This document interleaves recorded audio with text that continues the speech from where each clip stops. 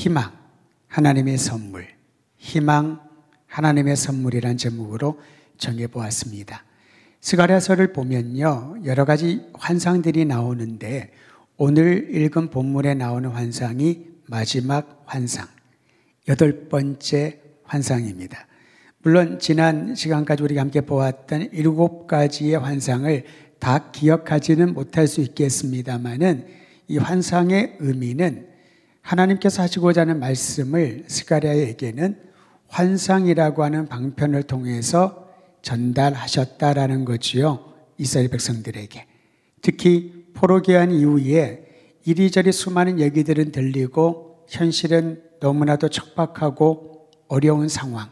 그런데 그때 하나님께서 스가랴에게 환상을 통하여 말씀하시고 스가랴는 확신 가운데 하나님의 말씀을 전파했다라는 것입니다. 나중에도 보겠습니다마는 예언자들이 하나님의 말씀을 전할 때는 우리가 생각하는 이 음성 언어로 전달하는 경우도 있지만은 상당히 많은 경우가 환상 또는 상징 언어 또는 행동을 통해서 하나님의 뜻이 무엇인지를 이스라엘 백성들에게 알려줍니다. 그저 말로 하시면 될 텐데 왜 말로만 하지 아니하시고 예언자들을 통하여 행동, 그 행동을 통하여 말씀을 전하시는가? 요즘은 이런 용어를 안 씁니다만 예전에 우리가 주일학교나 어릴 때는 시청각 자료 그런 말 쓰지요. 요즘은 시청각 자료라는 말을 쓰면은 옛날 사람이구나 그런 생각을 할 거예요. 요즘 시청각 자료가 아닙니다. 이미 요즘 아이들의 세계관은 젊은이들의 세계관은 우리처럼 3차원 정도의 입체적인 것을 보고 이해를 하는 것이 아니라 보이지 아니하는 너머의 세계 안에 가상의 세계 안으로 들어가서 그걸 또 눈으로 확인을 하는 아주 독특한 세계관을 가지고 있기 때문에 우리는 굳이 그렇게 시청각이라는 말을 쓰지 않아도 괜찮습니다. 성경을 읽어보면요, 시청각을 넘어서서 요즘 세대, 요즘 젊은이들에게 익숙한 멀티 세계관, 즉 우리가 갖고 경험하는 이 세계에 넘어서서 마치 가상과 현실을 연결하는 이러한 세계관들을 보게 됩니다. 그게 바로 환상이라는 거죠. 환상은 무엇입니까? 우리가 살고 있는 세계관과 다른 세계이잖아요. 근데 그 환상이 막연하고 추상적인 것이 아니라 그 환상의 내용을 하나님의 세계의 그 내용을 전달하기 위하여 우리의 현실을 이해할 수 있는 방식, 상징어라든가 또는 행동을 통하여 하나님의 뜻을 전하는 것이지요. 성경은 이처럼 우리가 이제서야 깨닫고 경험하는 세계를 이미 오래전에 기록하고 있다는 것을 보니 얼마나 놀라운지 모릅니다. 오늘 8번째 환상, 스가랴가 본 마지막 환상입니다. 내용은 다음과 같습니다. 스가랴가 청동으로 된 두 산 사이에서 산은 흙으로 되어 있어야 되잖아요. 돌산은 있는데 이 산은 청동으로 되어 있다고 합니다. 두 산 사이에서 병거 4개가 나오는데 이 병거 4개를 4가지 색깔의 말들이 끌고 나오는 그런 환상을 보게 됩니다. 붉은 말들이 끄는 병거, 검은 말들이 끄는 병거, 흰 말들이 끄는 병거. 4번째는요, 얼룩지고 그런데 건장한 말들이라고 조금 더 부연 설명이 붙었습니다. 각기 다른 색깔의 말들이 끄는 병거가 청동으로 된 두 산 사이로 나오는 것. 이것은 현실에서는 보기 힘든 그러한 모습 아니겠습니까?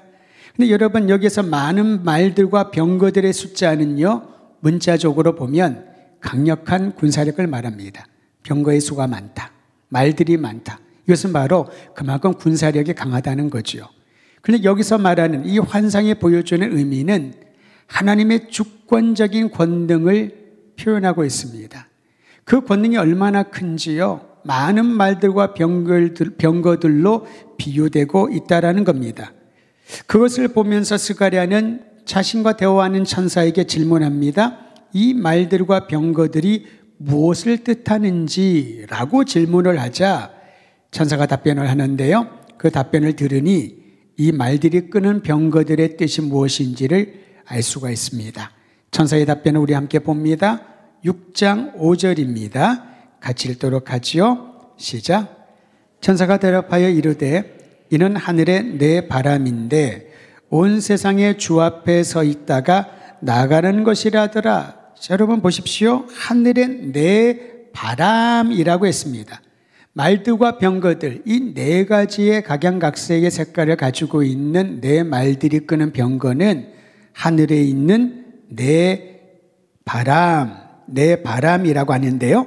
이 네 바람을 다른 말로 말하면요, 네 영, 하나님의 영을 뜻하는 것이지요. 구약에서는 하나님의 영을 루아흐라고 하는 바람이란 용어로 자주 사용을 합니다. 네 가지 바람이 여기저기서 부는 동서남풍 그런 말이 아니라 하나님의 하늘의 영, 하나님의 영을 뜻하고 있는데, 이 말들과 병거들 뜻하는 하나님의 영, 즉 하나님의 뜻을 전하는 메신저를 말하는 것입니다. 붉은 말들, 검은 말들, 흰 말들, 얼룩지고 건강한 말들, 이 모두가 하나님의 뜻을 전하는 메신저라는 것이죠. 그런데 이 말들이 보니까 여러 지역으로 흩어지는 장면이 나옵니다. 6절과 7절입니다. 검은 말들이 끄는 병거는 북쪽으로, 흰 말들이 끄는 병거는 그 뒤를 따르고요. 얼룩진 말들이 끄는 병거는 남쪽 지방으로, 힘센 말들이 나가서 땅을 두루 돌아다니고 있다. 각각 다른 방향으로 이 말들이 끄는 병거들이 흩어지는 것을 보게 됩니다. 다시 말하면 하나님의 명령을 받은 메신저들이 주님의 뜻을 전하기 위하여 사방으로 흩어지는데, 그 능력이 얼마나 강력한지 말들과 병거들로 표현하고 있다는 것입니다. 사랑하는 성도 여러분, 이것을 보고 이 내용을 들은 스가랴의 마음은 얼마나 감격스러웠을까요?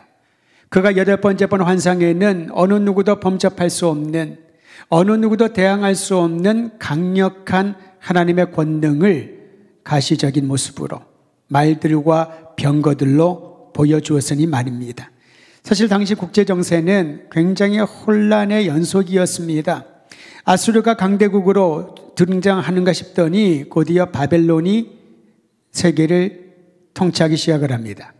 바벨론의 문화와 그 국력이 영원할 줄 알았는데 곧 페르시아가 힘을 얻게 되고요. 아수르에 이어 바벨론도 역사의 뒤안길로 물러나게 됩니다. 페르시아는 강력했습니다. 그런데 페르시아에 이어서도 로마가 세계의 주도권을 차지하지 않습니까? 여러분, 이러한 상황 가운데서 이스라엘 백성들은 포로의 시기를 마쳤지만은 포로가 된 시기나 포로로부터 귀환한 시기나 그들은 여전히 강대국의 속국 상태였던 것이지요. 감사하게도 페르시아가 유화 정책을 썼기 때문에 고레스 왕의 칙령을 받아서 포로 기간을 마무리하고 귀환할 수 있었지만은 그렇다고 해서 완전한 자유를 얻은 것은 아니었습니다. 바벨론 포로기가 끝난 것뿐이지 여전히 정치적으로는 강력한 나라들에 의해서 지배당하고 있는 현실이었습니다. 많은 분들은 이제 포로기가 끝났다라고 본토로 돌아왔다고 행복해하며 잔치를 벌였을지도 모르겠으나 현실적인 것은 전혀 달라지지 않았습니다. 더 강한 나라들이, 더 흉악한 권세자들이 이스라엘 백성들을 숨통을 조아오는 상황, 얼마나 절망적이었을까요? 그럼에도 불구하고 하나님께서는 그 현실을 뛰어넘는 주권적으로 역사하시는 하나님의 섭리를 스가랴 선지자를 통하여 보여주었던 것입니다. 각 시대마다 하나님의 뜻은 다양한 방식으로 드러납니다. 비록 이스라엘의 힘은 여전히 연약한 가운데 있었지만은 하나님의 약속은 변치 않아서 강대국을 사용하시고 이방의 나라, 이방의 군주들을 사용하시고 여러 환경들을 사용하셔서 주님의 백성들을 약속의 길로 이끌어 가심을 믿으시기를 바랍니다. 하나님은 스가랴에게 여러 환상들을 보여주신 목적을 분명히 합니다. 그것은 희망을 보여주시기 위함입니다. 여러분, 습관적으로 입만 열면은 부정적인 것 그리고 어두운 얘기들을 하는 사람들이 있을 수 있습니다. 어쩌면은 그것이 현실이고 실제일 수도 있겠지요. 그런데 믿음이 있다라고 하는 것은 이 절망과 부정적인 상황들을 뛰어넘고 그것을 능가하는 하나님의 계획을 바라보는 자들에게 약할 때 강함을 주시고 절망 가운데 희망 앞으로 나아갈 수 있는 용기와 믿음을 갖게 되는 줄 믿으시기를 바랍니다. 포로기한 후에 척박한 상황 가운데서 사실은 쉬운 일은 하나도 없었습니다. 성전을 재건하려고 했지만은 15년 동안 중단하게 되고요. 다시 사회 질서를 다시 세우려고 하지만은 왕정제도를 다시 재건하려고 하지만은 그들에게 힘이 없었습니다. 방해꾼들만 주변에 있었던 것이지요. 바로 그때 스가랴는 하나님이 주도하실 희망적인 미래를 예언하게 되는 것입니다. 그 예언의 말씀이 6장 9절 이하에 나와 있습니다. 특히 여러분 6장 9절은 우리가 귀담아 들어야 될 출발입니다. 서론이라고 할 수 있죠. 6장 9절도 같이 있습니다. 시작. 여호와의 말씀이 내게 임하여 이르시되. 여러분 여호와 하나님의 말씀이 스가랴에게 임하였는데 그 말씀이 희망의 말씀이요, 그 말씀이 약속의 말씀이요, 그 말씀이 이스라엘 백성들이 반드시 들어야 될 말씀이라는 것을 예언자 스가랴는 확신을 가지고 선언했던 것이지요. 사람의 생각과 경험으로 하는 위로는 그리 오래가지 않습니다. 예를 들면은 매우 긍정적인 사람이 있다고 한번 생각해 보지요. 이분은 모든 면들을 긍정적으로 봅니다. 그래서 어려움이 와도 다 잘 될 거야. 힘든 일을 겪어도 시간이 지나면 다 지나갈 거야.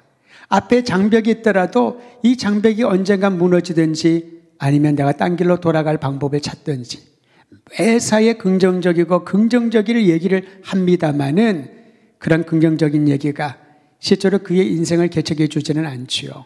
마음은 편안할지 모르겠습니다마는 아무 문제를 해결할 수 있는 능력은 없습니다. 예언자들이 하나님의 말씀을 전할 때마다 그들이 먼저 내용을 얘기하기 전에 먼저 선언하는 말이 있습니다. 그게 바로 우리가 읽은 9절 말씀입니다. 여호와 하나님의 말씀이 나에게 임하였으니 내가 너희에게 그 말씀을 전한다. 이것이 예언자의 권위요 하나님의 말씀을 전달하는 사명인 것입니다. 저는 교회가 이러한 예언자적인 정신과 이 예언자적인 마음을 가져야 된다고 봅니다. 사람의 말이 아니라 세상의 경륜이 아니라 각자가 갖고 있는 지식의 총합이 아니라 하나님께서 우리에게 말씀하시고 보여주신 내용을 세상을 향하여 전달할 때 그것은 내 입에서 나온 것이 아니기 때문에 변하지 않을 것이고요. 그것은 내 생각과 경험에서 나온 것이 아니기 때문에 모든 사람들을 아우를 수 있는 신령한 능력이 될 줄 믿으시기를 바랍니다. 그런데 여러분 이러한 참 예언자가 나타난 동시에 항상 거짓 예언자들이 생기기 마련입니다. 며칠 전에 뉴스를 들은 분이 있을 것입니다만 미국이 지금 대선을 위하여 준비 중에 있지 않습니까? 그런데 지금 경선을 하고 있는데 AI가 현 바이든 대통령의 목소리를 그대로 흉내내가지고 어떤 메시지를 전달했는데 그 톤이나 어휘나 모든 것들이 똑같아가지고 사람들이 들으면은 정말 현 바이든 대통령의 메시지처럼 들을 정도로 깜짝 솟는다고 합니다.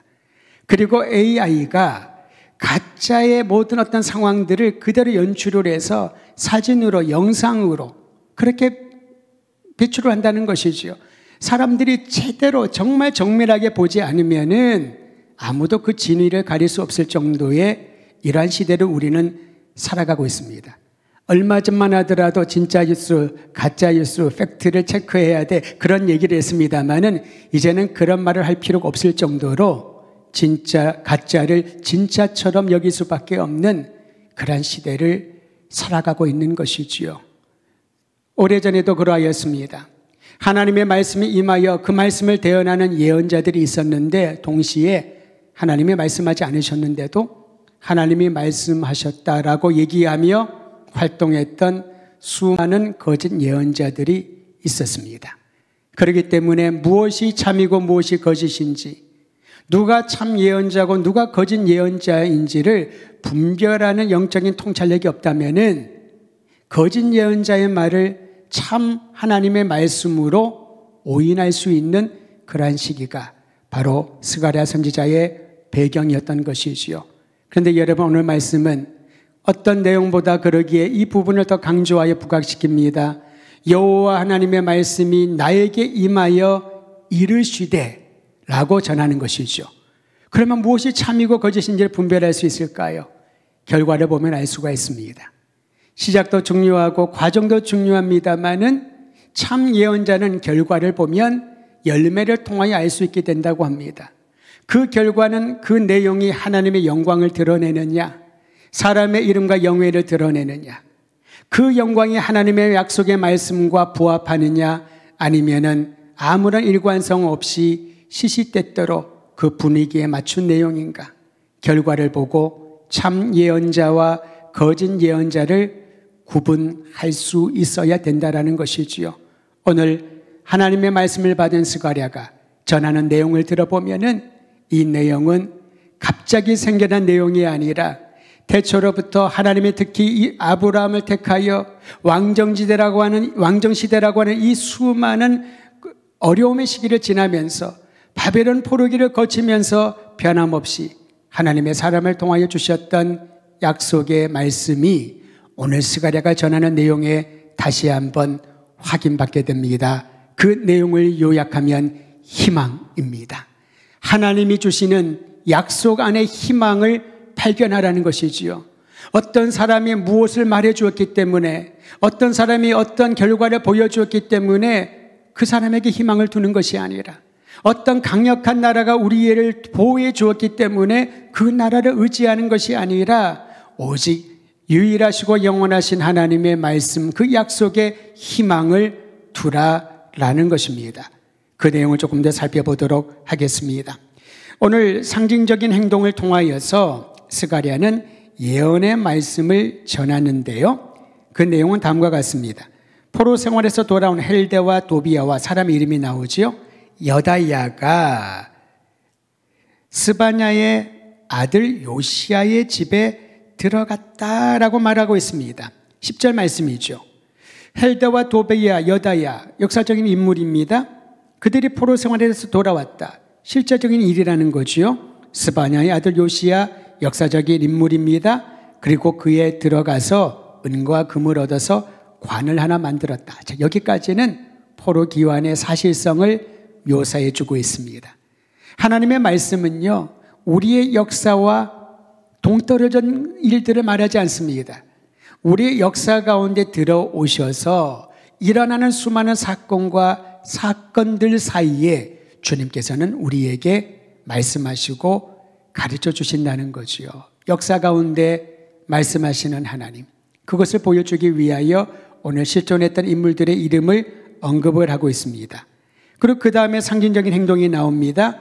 은과 금을 얻어 관을 하나 만들어서 그 관을 대제사장 여호수아의 머리에 씌웁니다.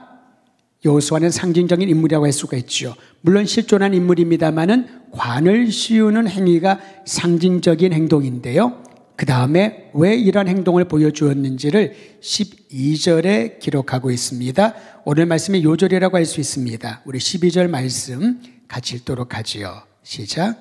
말하여 이르기를 만군의 여호와께서 이같이 말씀하시되 보라, 싹이라 이름하는 사람이 자기 곳에서 돌아나서 여호와의 전을 건축하리라.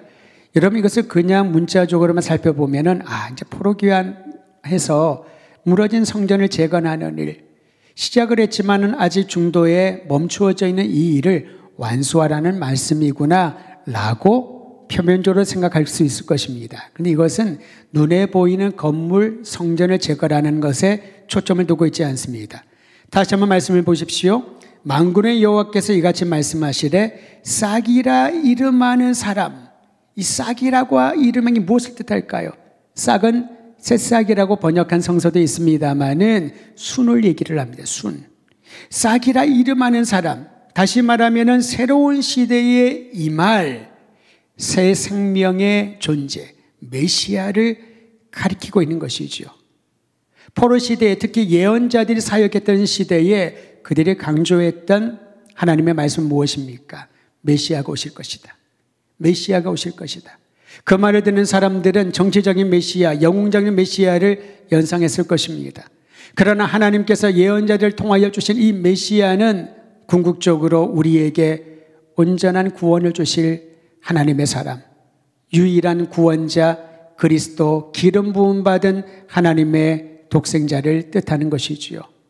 싹이라 이름하는, 순이라고 하는 이름하는 자가 올 것이다. 다시 말하면 이제 포로 귀환을 했지만은 여전히 강대국의 속국이 되어서 아무런 힘도 내지 못하고 포로 시기가 끝났다는 것 말고는 그들에게는 아무런 변화가 없는 상황이었지만 그 가운데 하나님이 주시는 희망의 말씀은 메시아가 너희에게 임할 것인데 그의 이름을 싹이라, 순이라고 칭할 것이다. 두 번째 보십시오. 자기 곳에서 돋아나서, 이 메시아는 하나님이 약속하신 다윗의 후손 이스라엘 백성 중에서 나올 것이라는 것을 다시 한번 알려주고 있습니다. 그리고 세 번째 말합니다. 여호와의 전을 건축하리라. 눈에 보이는 성전은 스룹바벨이라는 사람에 의해서 재건되었습니다. 그리고 또 다시 무너지게 되죠. 그런데 여러분, 여기서 말하는 성전을 건축하리라는 말씀은 새 시대에 적합한 영광스러운 예배의 처소는 하나님이 보내신 싹이라 이름하는 이스라엘 백성 가운데 존경을 받고 하나님이 약속하신 다윗의 후손을 통해서 세워질 것인데 그분 안에, 그분을 통하여 새로운 시대, 참된 예배의 자리가 마련될 것이다 라는 하나님의 말씀을 선언하고 있는 줄 믿으시기를 바랍니다. 그러므로 새 시대가 임하면은 이스라엘 백성들뿐만 아니라 만 백성을 통치하실 것이다 라는 것을 13절에 계속하여 말씀하고 있습니다. 우리 13절도 같이 한번 읽을까요? 시작. 그가 여호와의 전을 건축하고 영광도 얻고 그 자리에 앉아서 다스릴 것이요 또 제사장이 자기 자리에 있으리니 이 둘 사이에 평화의 은원이 있으리라 하셨다 하고, 역사를 보면 한 나라가 힘을 잃으면 다른 나라가 일어납니다. 한 왕이 목숨을 잃고 또한 자기 자리를 잃으면 다른 왕이 그 자리를 대체하게 되어 있지요. 역사는 계속해서 이런 형태로 흘러가게 되어 있습니다. 사라지지 않습니다. 그런데 여기서 말하는 이 나라 영원한 통치자는 바로 하나님이 보내신 분이시고 그분 안에 진정한 평화가 논의될 것이다라고 약속하고 있습니다. 사랑하는 성도 여러분, 눈에 보이는 권세를 두려워하지 말고 오직 하나님께서 보내시어 영원한 성전, 어떤 환경 가운데서도 무너지지 아니하는 하나님께 예배드릴 수 있는 거룩하고 영광스러운 성전을 세울 분이 오실 것인데 그분은 이스라엘뿐 아니라 모든 민족과 열방을 통치하시는 영원한 주권자이심을 여덟 번째 환상을 통하여 스가랴가 하나님의 마음을 전파하고 있는 것입니다.